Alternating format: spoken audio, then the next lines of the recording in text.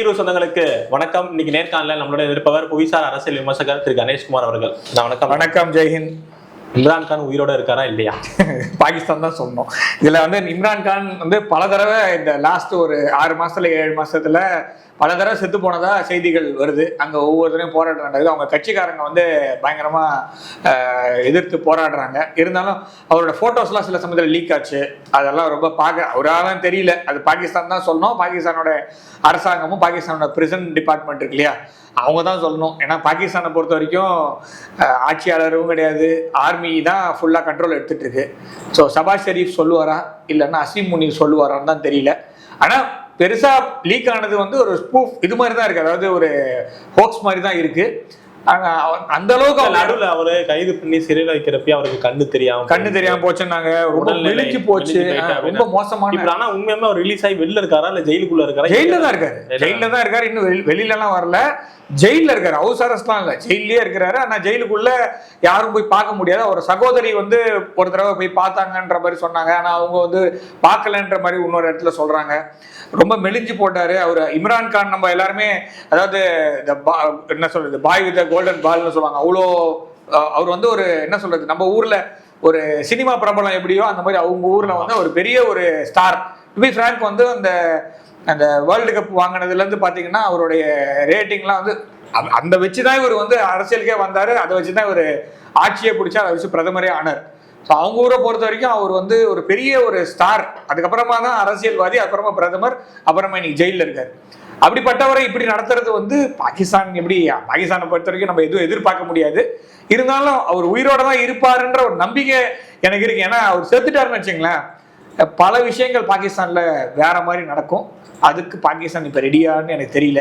ஏன்னா எதுவுமே, அதாவது 1, 2 கரெக்டா நடக்கணும்னு சொல்லுவோம். பிஓகேல பிரச்சனை, கைபர் பக்துன்குவா பிரச்சனை, North West Frontier Province problem, ஆப்கானிஸ்தானுக்கும் அந்த டுரான் லைன்ல ப்ராப்ளம், பலூச்சிஸ்தான்ல பிரச்சனை.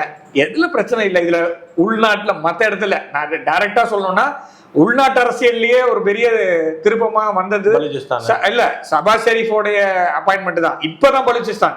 ஷபாஸ் ஷெரீஃபோட அப்பாயின்மெண்ட்டே பாத்தீங்கன்னா அப்பாயிண்டட் தான், அவரு எலெக்டட்லாம் கிடையாது. லியோனல் மெஸ்ஸி, அப்புறமா கிறிஸ்டியானோ ரொனால்டோ, இவங்கெல்லாம் ஓட்டு போட்டு தான் ஷபாஸ் ஷெரீஃப் பிரதமர் ஆனார். அந்த சமயத்தில் அந்த ஓட்டு சீட்லாம் பார்த்தோம். அந்த மாதிரி இம்ரான்கான் ஜெயிச்ச எலெக்ஷன் இது. எப்படி டொனால்ட் ட்ரம்ப் அங்க ஜோ பைடன் ரிகிட் எலெக்ஷன் சொல்லாரோ, இது ரிகிட் எலெக்ஷன். ஏன்னா இம்ரான்கான் ஜெயிச்ச எலெக்ஷன்ல அதை பிடுங்கி இந்த ஆள்கிட்ட கொடுத்து இந்த ஆள் ரூல் பண்ற மாதிரி அந்த ஆள் உள்ள வச்சிருக்காங்க. சாவும் அடிச்சுட்டாங்கன்னா பாகிஸ்தான் 2ஆ தான் போகும். 2 ஆளா இல்ல, உள்ளுக்குள்ள பஞ்சாப்லயே பிரச்சனை வரும். நீங்க நான் சொல்றது மற்ற எல்லா பிரச்சனையெல்லாம் விட்டுருங்க, பஞ்சாப்லயே பிரச்சனை வந்துச்சுன்னா முடிஞ்சு கதைன்னு நினைச்சுக்கிட்டு. இப்ப தற்சமயம் பார்க்கிறோம், நார்வேயோட மினிஸ்டர் பாகிஸ்தான் இஸ்லாமாபாத்ல பாகிஸ்தானோட பினான்ஸ் மினிஸ்டர்கிட்ட ஜம்மு அண்ட் காஷ்மீர் பத்தி பேசியிருக்காராம். அவர் பத்திரிகையாளர் சந்திப்புல சொல்றாரு, இது எந்த விதத்துல நியாயம்? ஜம்மு காஷ்மீரா பாகிஸ்தான் ஆக்குபைடு காஷ்மீரா? ஜம்மு அண்ட் காஷ்மீர் நல்லதுதான். ஏன்னா 370 இன்னைக்கு மாதம் ஆகஸ்ட் நல்ல நேரம் ஆரம்பிச்சுன்னு அர்த்தம். அதாவது ஐரோப்பிய ஒன்றிய நாடு இப்பதான் நம்ம நார்வே எல்லாம் போயிட்டு வந்தோம். நம்ம பிரதமர் போனாரு, விருதெல்லாம் கொடுத்தாங்க. ஸோ எல்லாம் பண்ணாலும், அதாவது நான் ஜென்ரலா சொல்றதுதான், ஒரு நாய் வால் வளைஞ்சிருக்குன்னு வச்சுங்க, அதை கஷ்டப்பட்டு எடுத்து ஒரு பைப்புல போட்டு டைட் பண்ணி ஸ்க்ரூலாம் வச்சு பண்ணிட்டு 1 வருஷம் கழிச்சு நாய்கள் எல்லாம் இல்லைன்னா சோறு போட்டு வளர்த்த பிறகும் இந்த ஸ்க்ரூவை அவுத்துட்டு அந்த பைப்பை எடுத்துட்டீங்கன்னு வச்சுங்க, அப்போ கூட நாய் வளர்த்தா இங்கன்னு வளைச்சிக்கும். அந்த மாதிரி தான் இந்த நார்வே, இந்த ஸ்வீடனு, இந்த ஐரோப்பிய ஒன்றிய நாடுகள் எல்லா வாழும் இதே மாதிரி தான். அந்த பைப்பில் கொஞ்ச நாள் ஏதோ கஷ்டப்பட்டு வச்சிருந்தாலும் அந்த பைப் எடுத்தோடனே சர்ன்னு வளைஞ்சிட்டு பாருங்க. அதுதான் இது. இவனுங்களால தான் இந்த பாகிஸ்தான் ஆக்குபைடு காஷ்மீர் அவனுங்கிட்ட மாட்டின்னு. அதாவது இந்த UK, US, முக்கியமா இந்த ஐரோப்பிய ஒன்றிய நாடுகள், மேலாதிக்க நாடுகள், நான் தான் பெரிய ஆளு, வெள்ளத்தோல் தான் பெரிய விஷயம், வெள்ளையா இருக்கிறவன் போய் சொல்ல மாட்டான், இந்த மாதிரி கருமாந்திரம் பிடிச்ச விஷயம் இதெல்லாம் பேசி தான் ஊரை கெட்டு உலகத்தை கெடுத்து உட்கார வச்சிருக்கானுங்க. ஸோ இந்த நார்வே தூதுக்குழு தான் ஞாபகம் இருக்குதா, ஸ்ரீலங்கால இதே கருமத்தை தான் ஸ்ரீலங்காலையும் பண்ணாங்க. அங்கேயும் மாயூரம், சுருக்கமா சொல்லணும்னா முருகரை கும்பிடுறவங்க ஸ்ரீலங்கால ஜாஸ்தியா இருந்தாங்க. எல்லாத்தையும் அடிச்சு தூக்கி ஓர போட்டு இப்ப கிறிஸ்துவத்தை கொண்டு திருப்பதுக்காக இவங்க பண்ணிட்டு இருக்காங்க. ஸோ எந்த ஊர்லலாம் இவங்களால எதுவும் பண்ண முடியலையோ, எந்த ஊர்லலாம் இவங்களால ஆட்சி மாற்றத்தை எல்லாம் என்ன பண்ணாலும் அந்த மக்கள் கேட்க மாட்டாங்க, திரும்ப நான் என்னுடைய பழைய இதுக்கே போறேன்னு சொன்னாங்கன்னா அந்த ஊர்ல ஒரு இன அழிப்புக்கு அடிக்கோல் இடுவதற்காக சில விஷயங்கள்லாம் செய்வாங்க. இந்த Norway one of the country where இப்ப நார்வே சொன்னா ஜம்மு காஷ்மீர் போயிருமா, இல்ல பிஓகே மக்கள் கம்முன்னு ஆயிடுவாங்களா? நார்வே அவங்களுடைய வேலையை அந்த ரீஜன்ல பார்த்தாங்கன்னா போயிச்சாங்க. ஏன்னா இப்ப உலகமே வந்து ஒரு பெரிய அசாதாரணமான ஒரு சூழ்நிலையில பொருளாதார வீழ்ச்சியை சந்தித்து கொண்டிருக்கிறது. அதுல தேவையில்லாம அதாவது மூக்க நுழைக்கிறது அப்படின்றது நார்வே இப்போது செய்வது சரியல்ல. இது வந்து அவங்களுடைய பெரிய பின்னடைவுக்கு காரணமாக இருக்கும் நான் பாக்குறேன். அதுலயும் தேர்ட் ரேட்டட் கண்ட்ரி, இவன்லாம் ஒரு நாடு, இவன் கூட போய் உட்காந்து பேசி வர்றது, அதுலயும் பிஓகே பத்தி பேசுடா அப்படின்னா அறிவு கட்டத்தனமா ஜேஎன்கே பத்தி பேசுறான்னா உனக்கு அவ்வளவுதான் எண்ணம் பாருங்க, எவ்வளவு கேவலமான எண்ணம் இது. இவனுக்கு ரஷ்யா அந்த பக்கம் பயம், ரஷ்யா மேல பயம். ரஷ்யாவும் இந்தியாவும் ஃப்ரெண்ட்ஸ். அது என்னங்க ட்ரெயின் விடுற அளவுக்கு பேசிக்கிட்டு இருக்காங்க. ட்ரெயின் விட்டுன்னு இருந்தாங்க முன்னாடி, லண்டன்ல இருந்து பர்மா வரைக்கும் ட்ரெயின் போயிட்டு இருந்துங்க. இப்ப அந்த ட்ரெயின் போற இடம் பிரச்சனை. இப்ப நான் ரீசெண்டா ஒரு ஆர்டிகல், கம்யூன் மேகசின், அதுல வந்து நான் ஒரு ஆர்டிகல் எழுதினேன். ஸோ இங்க கன்னியாகுமரியில இருந்து நீங்க கார்கில் வரைக்கும் வண்டியில போயிடலாம், ரோட் ட்ரிப். பசங்க எல்லாம் போறது நம்ம நிறைய பேசுறதா, பசங்க ரோட் ட்ரிப் எல்லாம் போறாங்கன்னா கன்னியாகுமரி இருந்து காஷ்மீர் வரைக்கும் போறாங்க, கார்கில் வரைக்கும் போலாங்க. கார்கில தாண்ட முடியாது உங்களால. ஏன்னா இந்த பிஓகே பன்னட பசங்க இவனுக்கு புடிச்சு வச்சிருக்க உயிரை எடுத்துட்டு இருக்காங்கல்ல, ஒரு 200 கிலோமீட்டர் போக முடியாது. 200 கிலோமீட்டர் தாண்டிட்டா திருப்பி நட்பு நாடு தஜிகிஸ்தான்ல இருந்து நம்ம அப்படியே செயின்ட் பீட்டர்ஸ்பர்க் வரைக்கும் நம்மளால ரோட்ல போக முடியுங்க, எந்த ஒரு பிரச்சனையுமே கிடையாது. தஜிகிஸ்தான், உஸ்பெகிஸ்தான், துர்க்மெனிஸ்தான், கசகஸ்தான், இந்த பக்கம் ரைட்ல திரும்பினா மங்கோலியா போகலாம். நேரம் போனீங்கன்னா ரஷ்யால செயின்ட் பீட்டர்ஸ்பர்க் வரைக்கும் போகலாம். ரஷ்யாவுக்கும் பெலாரஸ் வழியா போனீங்கன்னா நீங்க நெதர்லாண்ட்ஸ், பிரான்ஸ் எல்லாத்துக்கும் ரோட்ல போலாங்க. இந்த வெள்ளக்கார பண்ண ஐஷாட்டியும் வாயில ஏதாவது பயமா இருக்கு இதெல்லாம். ஏன்னா அவ்வளவு பெரிய அராஜகத்தை பண்ணி வச்சிருக்கானுங்க. இந்த கில்ஜித்னு ஒரு பகுதி இருக்குல்ல, அது இந்தியாவோட பகுதிங்க. அந்த இடத்த புடுங்கி பாகிஸ்தான் கொடுத்து வச்சிருக்கானுங்க. இந்த மாதிரி பண்ணதுனால நம்மளுக்கு எவ்வளவு பெரிய பிரச்சனைனா 200 கிலோமீட்டர் போக முடியாது. அந்த 200 கிலோமீட்டர் தாண்டா 6000 கிலோமீட்டர்ல இருந்து 7000 கிலோமீட்டர் வரைக்கும் நம்மளால டிராவல் பண்ண முடியும். இப்ப நான் பாகிஸ்தான் போய் கேட்கணுமா ட்ரெயின் போடுறதுக்கு? இப்ப ட்ரெயின் விடுறது, ரஷ்யாவோட ட்ரெயின் விடுறதுன்னு விட்டா ஆப்கானிஸ்தான் வரைக்கும் வரும் ட்ரெயின். வக்கான் காரிடார்னு ஒரு காரிடார், சின்ன வழி இருக்கு. அது அவன் ஆப்கானிஸ்தான் என்ன சொல்றான், இந்தியாவினுடைய பார்டரிங் கண்ட்ரின்றான். பார்டரிங் கண்ட்ரி எப்ப ஆகும்னா வக்கான் காரிடார்ல இருந்து கில்ஜித் வழியா வந்தாதான் நம்மளுடைய பார்டரிங் கண்ட்ரி ஆப்கானிஸ்தான் ஆகுது. இப்ப ஆப்கானிஸ்தான் கில்ஜித்தை இந்தியாவோட பகுதின்னு அங்கீகரிக்குது. ஐநாவிலையும் இந்த மேப் மகாராஜா ஹரிசிங் எழுதி கொடுத்த கிரைப்படி கில்ஜித் இந்தியாவோட பகுதி. அப்புறம் இந்த வெள்ளக்காரங்க முக்கியமா சொல்லணும் யூகேவும் யூஎஸ் சேர்ந்து பண்ற ஐஷாட்டியும் இந்த கில்ஜித்தை பாகிஸ்தான் கொடுத்துட்டு நான் ட்ரெயின் விட முடியாதுன்னா இந்நேரம் எவ்வளவு டெவலப்மெண்ட் வந்திருக்குங்க இந்த ட்ரெயின். நம்ம இந்தியர்கள் எல்லாம் தெரிஞ்சுக்க வேண்டிய ஒண்ணா, வெள்ளையா இருக்கிறவனால இவ்வளவு பெரிய பிரச்சனை, இவ்வளவு பெரிய பிரச்சனை போயிட்டு இருக்கு. ஒரு 200 கிலோமீட்டர் தாண்டினா இந்த தங்க பூண்டு மாதிரி, இந்த கபாலி படத்துல கூட திறந்து விடு முடிவு பண்ணிட்டோம், அந்த மாதிரி இந்த 200 கிலோமீட்டர் குறுக்கால படுத்துன்னு இருக்காரு ட்ரம்ப். அதுக்கு முன்னாடி ஜோ பைடன் படுத்திருந்தாரு, அதுக்கு முன்னாடி ஒபாமா படுத்திருந்தாரு. இந்த எல்லா அமெரிக்கா பிரசிடென்ட்ஸும் குறுக்கால படுத்துன்னு இருந்தானுங்கன்னு தான் சொல்லுவேன். இல்ல யூகேவோட பிரைம் மினிஸ்டர் குறுக்கால படுத்துன்னு இருந்தானுங்க, கபோதிங்கன்னு சொல்ல தோடு, வேற வழியே கிடையாது. அவ்வளவு மோசமான வார்த்தைகளை பேச வைக்கிறாங்க. ஏங்க இந்த 200 கிலோமீட்டர் ஏன் இடங்க, இதை தாண்டினா எனக்கு ட்ரெயின் போடுறது, இதை பத்தி பேசுறீங்கல்ல, ஈரான் வழியாக ட்ரெயின் போடலாமா? எதுக்கு நான் ஈரான் வழியா போடணும்? எனக்கு டைரக்ட் ஆக்சஸ் இருக்குங்க. டைரக்டா நான் கார்கில தாண்டி நேரம் கில்ஜித் வரைக்கும் போயிட்டேன்னா துர்க்மெனிஸ்தான் அது வழியா நான் போயிட்டே இருப்பாங்க, எனக்கு பிரச்சனையே இல்லை. இப்ப கில்ஜித்தை மீட்பது மாத்திரம் தான் நம்மளுடைய ஒரே வழி. அதை மீட்டுட்டோம்னா நீங்க சொன்ன ரஷ்யாவுக்கும் இந்தியாவுக்குமான ரயில், ஆப்கானிஸ்தானுக்கும் இந்தியாவுக்குமான ரயில், தஜிகிஸ்தானுக்கும் இந்தியாவுக்கான வழி வரும். அது வந்து சென்ட்ரல் ஏசியா வழியா நம்மளுக்கு நிறைய நம்ம போயிட்டு வந்திருந்தாங்க. நம்மளுடைய இது என்ன சொல்றது, ட்ரேடிங் ரூட்ஸ் தான் இது எல்லாமே. ஸோ இது எல்லாத்தையும் குறுக்கால போட்டது 1948 நடந்த அந்த ஐஷாட்டியும், அதுக்கு அமெரிக்காவும் யூகேவும் தான் இன்று வரை பொறுப்பு. இப்ப கூட இன்னொரு நாடு சேர்ந்து வச்சு சைனா. ஏன்னா சைனா பாகிஸ்தான் எக்கனாமிக் காரிடார் அது வழியா போவதனால அது ஒரு பிரச்சனை. ஸோ ஏன்னா சைனாவுக்கும் பாகிஸ்தானுக்கும் பார்டரே கிடையாது. சைனாவுக்கும் பாகிஸ்தானுக்கு எப்படி பார்த்தாலும் பார்டர் கிடையாது. ஆனா இந்த மாதிரி இடத்த புடுங்கி கொடுத்தா பார்டர் வரும். இதுக்காக தான் இவங்க ட்ரை பண்றாங்க. இதை உடைச்சிட்டோம்னா இந்த மாதிரி ப்ராப்ளம். இப்ப ரஷ்யாவுக்கும் இந்தியாவுக்கும் ட்ரெயின் வந்துச்சுன்னு வச்சுங்க, நார்வேக்கு தலைவலியே. இதனாலதான் இப்ப அந்த இடத்த குறி வச்சு பேசுறாங்க, ஞாபகம் இருக்கா?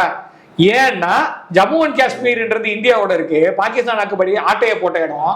இது ரெண்டுத்தையும் ஒன்னா சேர்த்து ஆசாத் காஷ்மீர் தனி நாடு கொடுக்குறேன்னா போய் புழுவிட்டு இருக்கானுங்க. அதை பத்தி நார்வேக்கு கண்டிப்பாக இந்திய அரசாங்கம் கண்டனம் தெரிவிக்கும். இது அவங்களுக்கு தேவையில்லாத ஒரு தலைவலி. ரஷ்யாவும் இந்தியாவும் சேர்றது இந்த பக்கம் பைலேட்டரல் டாக்ஸ், உனக்கும் இதுக்கும் சம்பந்தம் இல்லை. இல்ல இன்னொன்னு புட்டின் அவர்களே சொல்றாரு, இந்தியாவே இன்ட்ரெஸ்டா இருக்கு இந்த நார்த்தன் சி ரூட். அது வேறங்க. அது வந்து நீங்க சொல்ற நார்தன் சி ரூட்ன்றது வந்து பாத்தீங்கன்னா இது ரோடு ட்ரெயின். நார்த்தன் சி ரூட்னால நம்ம ரஷ்யாவுக்கும் கனெக்ட் ஆயிடுச்சுன்னா அதுல எந்த விதத்துல நமக்கு லாபமா அமையும் கேட்கும். இப்ப ஒரு வர்த்தக பாதையில எடுத்துப்போம். வர்த்தக பாதையில மொத்தமா இப்ப இந்தியாவில இருந்து ஒரு கன்சைன்மெண்ட் வந்து யூகேக்கு போனோம், இல்லைன்னா வந்து ஒரு ஐரோப்பிய ஒன்றிய நாடுகளுக்கு போனோம்னா என்ன வழியா போக முடியும் அப்படின்னா, இப்போ இருக்க பாதையில ஒன்று வந்து சுயஸ் கனால் ரூட், நேராக செங்கடல் வழிக்கும், அதாவது இது வரைக்கும் போயிட்டு ஏமனுக்கும் இது அந்த கல்ஃப் ஆஃப் ஏடன் வழியாக உள்ள போந்து பேபல் மந்தா அந்த சோக் பாயிண்ட் வழியாக போய் ரெட் சி போய் சுயஸ் கனால் வழியாக போகிறதுன்றது இப்போ இருக்கக்கூடிய ரூட். அது விட்டுருங்க. இன்னொரு ரூட் வந்து சுற்றி கேப் டவுன் போய் சவுத் ஆப்பிரிக்கா, அதாவது மடகஸ்கருக்கும் ஆப்பிரிக்காவுக்கும் நடுவில் கப்பல் போய் கேப் டவுன் போய், அதாவது கேப் ஆஃப் குட் ஹோப்னு பேர், அது போயிட்டு அங்கிருந்து சுத்தி அட்லாண்டிக் பெருங்கடல், சவுத் அட்லாண்டிக், நார்த் அட்லாண்டிக் போய் உள்ள போனோம். ஓகேவா? ஸ்ட்ரைட் ஆஃப் கில்பர்ட் மாதிரி. ஸோ இது வரையும் போடுற இந்த வழியெல்லாம் விட்டுட்டு இப்போ நாம மேற்கு பக்கம் போகும்போது இந்த என்னென்னலாம் பிரச்சனை. ஒன்று, இந்த கேப் ஆஃப் குட் ஹோப் இருக்குல்லையா, அது வழியா போனோம்னா பைரேட்ஸ் ப்ராப்ளம், கடல் கொள்ளையர்கள் பிரச்சனை. அதுவும் இல்லாமல் லாங் ரூட். ஸோ 15 நாள்ல இருந்து 20 நாள் வரைக்கும் எக்ஸ்ட்ரா ஆகும் போறதுக்கு. சுயஸ் கனால் பிரச்சனை. இப்ப ஒரு கப்பல் குறுக்கல் திரும்பி நின்று ஞாபகம் இருக்கா? கோவிட் போது அந்த எடுத்து அப்புறம் கப்பல் சுயஸ் கனால் அந்த மாதிரி பிரச்சனை மாற்றோம். ஸோ இப்ப இந்த மாதிரி ப்ராப்ளம் இருக்கு. இன்னொன்னு ஹார்மோஸ், அது வழியா போல பிரச்சனை. இன்னொன்னு ஐஎன்எஸ்டிசின்னு ஒரு வழி. ஐஎன்எஸ்டிசின்னா என்னன்னா, ஈரான்ல இருக்கக்கூடிய நம்மளுடைய சபஹர் போர்ட் வழியா, நம்மளுடைய அந்த சபஹர் போர்ட்ல இருந்து நேரா ஈரான்ல இருந்து அப்படியே நேரா நம்ம வந்து செயின்ட் பீட்டர்ஸ்பர்க் வரைக்கும் போகக்கூடிய ஒரு வர்த்தக பாதை இருக்கு. இது எல்லாமே பிரச்சனையில இப்போ கொண்டு வந்து கோத்து விட்டாச்சு. இப்போ நம்ம இந்த பக்கம் சுத்தி போகலாம். மலாக்கா ஸ்ட்ரைட் வழியா போய் சிங்கப்பூர்ல இருந்து சவுத் சைனா சி போய் சென்னைக்கும் ரஷ்யாவில் இருக்கக்கூடிய ஒரு நகரம், அது பேரு விளாடிவாஸ்டாக்னு ஃபார் ஈஸ்ட்ல இருக்கு. இது ஆல்ரெடி ஒப்பந்தம் போயிட்டு இருக்கு. ரஷ்யா இது இருக்கு இல்லையா, ரஷ்யன் ஹவுஸ், அதோடைய டைரக்டர்கிட்ட பேசும்போது 1 வருஷம் ஆகும்னு தான் சொன்னாங்க. 2027 அங்கே போர் போயிட்டு இருக்கு. அது முடிஞ்ச உடனே 2027 மோஸ்ட்லி இந்த ரூட் வந்து கிளியர் ஆகும்னு சொல்றாங்க. அந்த ரூட் இப்பயே கிளியர் ஆகிறதுக்கான வாய்ப்புகள் இப்ப பிரகாசமா இருக்கு. ஆனா அந்த போர்னாலையும் சில காரணங்கள் வேற வழியே இல்லைன்னா இந்த ரூட் நம்ம யூஸ் பண்ண ஆரம்பிச்சிடும். ஸோ இப்போ அதுக்காக தான் நம்ம நகர்ந்துட்டு இருக்கோம்.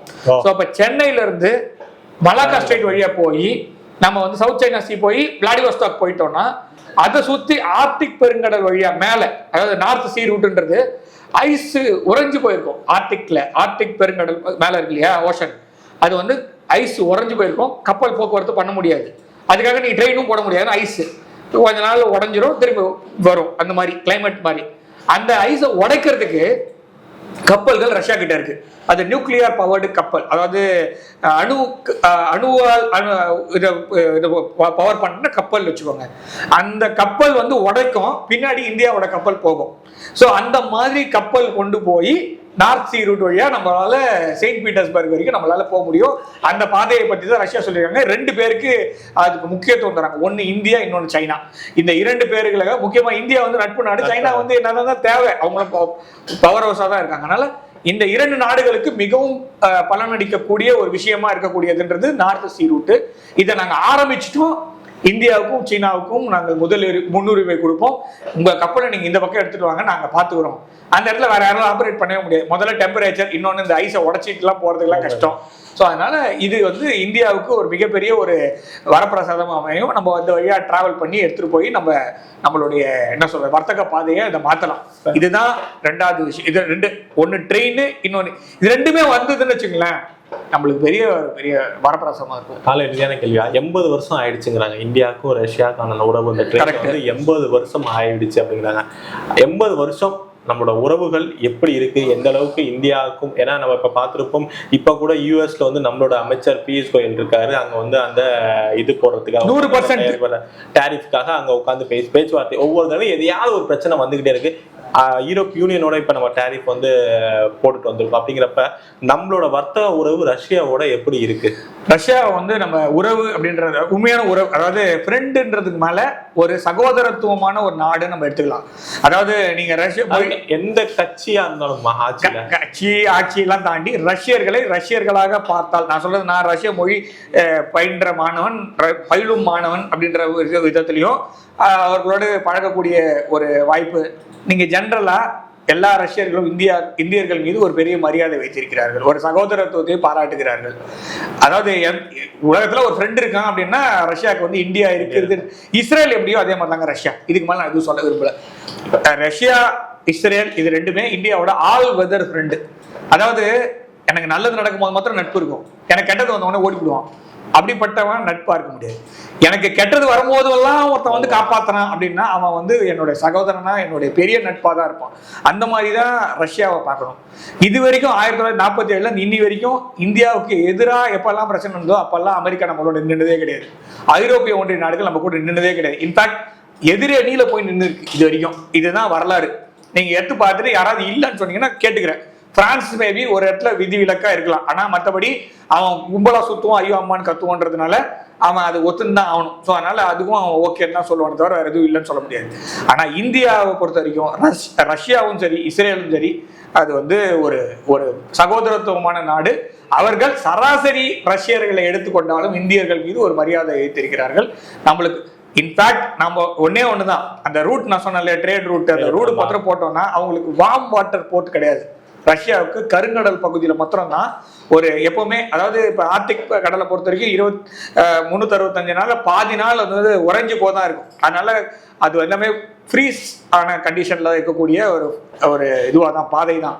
ஆனா அவங்க ரொம்ப நாளா எதிர்பார்த்தது என்னன்னா இந்தியாவோட அவர்கள் வர்த்தகம் செய்து கொண்டார்கள் என்றால் நம்ம வந்து நிறைய ஒப்பந்தம் இருக்கு. என்னன்னா அவங்க கப்பலை நம்ம இது பண்ணலாம், நம்ம கப்பல் அவங்க ஊர்ல ரிப்பேர் பண்ணிக்கலாம், எங்க வேணா டாக் பண்ணிக்கலாம். அது வந்து ராணுவ கப்பலா இருந்தாலுமே சோ சப்மரீன் கூட அவங்க கிட்ட இருந்து நம்மளுக்கு நிறைய உதவி எல்லாம் இருக்கு. சோ அதனால இப்போதைக்கு அந்த பாதை வந்துச்சுன்னா, இந்த பக்கமும் பாதை அந்த பக்கமும் பாதை வந்துச்சுன்னா உறவுகள் அடுத்த, அதாவது எனக்கு அங்க இடம் இருக்கு அவனுக்கு இங்க இடம் இருக்குன்ற மாதிரி எடுத்துட்டு போகலாம்ல. சோ இப்ப நீங்க இதை வந்து நிறைய பேர் தடுத்து நிறுத்ததுக்கான வாய்ப்புகள் அதுதான் பாக்குறாங்க. ஏன்னா ரஷ்யாவுக்கு வார்ம் வாட்டர் போர்ட்டோ இல்லைன்னா பே ஆஃப் பெங்கால்லையோ அரேபியன் சீலையோ ஒரு இருப்பு வந்துடக்கூடாதுன்றதுல வெஸ்ட் கண்டிப்பா வேலை செய்யும். அதே மாதிரி சைனாவும் வேலை செய்யும். ஏன்னா இந்தியாவுக்கு பவர் சேர்ந்துரும்ல. ஏன்னா ரஷ்யா வந்து 1971 அமெரிக்காக்கார ஃபிளீட் 7, அதாவது டாஸ்க் ஃபோர்ஸ் 74ன்னு சொல்லுவாங்க, பெரிய கப்பற்படையிலேயே பெரிய பிரிவு பாகிஸ்தானுக்கு ஆதரவாக கொண்டு வந்து இந்த பக்கம் நிறுத்தும் போது அரபிக்கடல் பக்கத்தில் அவன் நிறுத்துறான். நீ எந்த பக்கம் பாத்துக்கப்பா, நான் இந்த பக்கம் பாத்துக்கிறேன். 4 நீர்மூழ்கி அணு நீர்மூழ்கி கப்பலை கடல்ல இருந்து வேணும்ட்டே சர்ஃபேஸ் பண்ணி மேல நிறுத்திட்டு அவன் சேட்டலைட் பார்க்கட்டும், ரேடார்ல அப்புறமா சோனார்ல பார்த்து தெரிஞ்சுக்கிட்டான் நான் இங்க வந்துட்டேன், என்னுடைய சகோதரனுக்கு ஒரு பிரச்சனை, நான் வந்து நிக்கிறேன், உன்னால முடிஞ்சதை பாடுறான்னு சொல்லி காமிச்சதுக்கு அப்புறம் அந்த ஃபிளீட் 7 இருக்குல்ல அப்படியே வாழை சுருட்டிட்டு, இந்த வால் பைப்ல சொன்ன அந்த வாழை சுருட்டிக்கிட்டு 2 கால் பின்கால் வச்சுக்கிட்டு அமெரிக்காவும் யூகேவும் ஓடிவிட்டானுங்க. இவங்க எல்லாருமே இந்தியாவுக்கு எதிராக வேலை செஞ்சவனுங்க. இனிமே நட்பு மாதிரி பேசிட்டு ஊரை ஏமாத்தினாங்க. இவங்க 2 பேருமே எவனுக்குமே ஹெல்ப் பண்ணதில்லை. ஆனா ரஷ்யா 71 வந்தது, 99ல ரஷ்யாவே பிரச்சனையில் இருக்கும் போது கூட நம்மளுக்கு வந்து அறிவிக்கப்படாத வீட்டோ கொண்ட நாடுன்னா இந்தியா தான். ஏன்னா ரஷ்யா இருக்குது, ஏதாவது இந்தியாவுக்கு எதிராக வந்தாலும் ரஷ்யா வீட்டோ போட்டுரும். ஆனா சைனா அந்த பார்த்து பயந்துட்டான். அப்போ ஒரு வருஷத்துக்கு முன்னாடியே வாங்கினான். 69ல சீனோ சோவியத் வார்ல சோவியத் யூனியன் சைனாவை போட்டு பொலக்காடு காட்டுச்சு. அதுக்கப்புறமா நீ வாயை மூட்டு கம்முன்னு இந்த போர்ல நீ வந்தினா நீ தொலைஞ்சப்பா அப்படின்னு அந்த போர்ல சைனா வரவே இல்லை. சைனா வரணும்னு நினைச்சது 71 வார்ல பாகிஸ்தானுக்கு ஆதரவா, நான் இருக்கணும் இல்லையே நீ வா அப்படின்னு. ஆனா ரஷ்யா சொல்லிச்சு பாத்துக்க 2 வருஷத்துக்கு முன்னாடி தான் உனக்கு எல்லாம் காமிச்சு கொடுத்தோம், திரும்ப அதுக்கு போகாதன்னு சைனா கம்முன்னு ஆயிடுச்சு. இப்படிதான் நடந்தது. ஸோ அந்த மாதிரி இந்தியாவும் ரஷ்யாவும் இப்பெல்லாம் இல்லை, சோவியத் யூனியனா இருந்த காலத்துல இருந்து எனக்கு தெரிஞ்ச வரைக்கும் அங்க பேசுற விஷயம் என்னன்னா 1500ஆம் ஆண்டிலிருந்து இன்று வரை இந்தியாவோடு பாதையும் இந்தியர்களோடு ஒரு நல்ல உறவையும் எதிர்பார்த்து காத்திருக்கக்கூடிய சகோதரத்துவம் கொண்ட ஒரு நாடுன்னா அது ரஷ்யா தான். 1500ல இருந்து. ஆனா பிரிட்டிஷ்காரன் பாகிஸ்தான் ஒரு 3rd ரேட்டட் ஒரு கண்ட்ரியை கிரியேட் பண்ணதுக்கான காரணமே இந்தியாவும் ரஷ்யாவும் ஒன்று சேரக்கூடிய, சோவியத் யூனியன் இந்தியாவோடு உறவு வைத்துக் கொள்ளக்கூடாதுன்ற ஒரே காரணத்துக்காக 1936 இருந்து பண்ண ஐஷாட்டியும் அமக்களும் பாகிஸ்தான்ற ஒரு தேர்ட் ரேட்டட் கண்ட்ரி, அது மாதிரி ஒரு கண்ட்ரி வர்றதுக்கான வாய்ப்பே இல்லாத போது கூட அவங்க வேணும்னு கிரியேட் பண்ணி விட்டு போனதுக்கு பஃபர் ஜோன், இவனோட out house guest house. To be frank, west கண்ட்ரியோட கெஸ்ட் ஹவுஸா தான் நீங்க பாகிஸ்தானை பார்க்கணும். அவன் எப்போ வேணா வரும், எப்போ வேணா போவான். இந்த மக்கள் வந்து அவங்களுக்கு வேற ஆப்ஷனே கிடையாது, ராணுவத்துக்காக ஒரு நாடுன்னு.